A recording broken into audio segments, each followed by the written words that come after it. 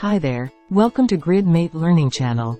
Today, we're going to explore the Group By feature, which can help you gain better insights from your data by organizing it into meaningful groups based on one or more fields. To get started, follow these simple steps. Go to the Config wizard and click on the Group By tab. Choose the fields you want to group by, for example stage. Copy the configuration.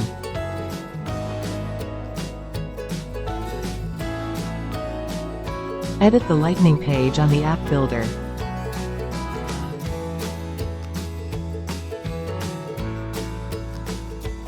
Scroll down to the Group By section. Paste the configuration and save your changes. Click Back. That's it. Grouping your data by stage or other fields helps you see hidden trends and patterns in a large dataset, which can improve your decision-making and workflow.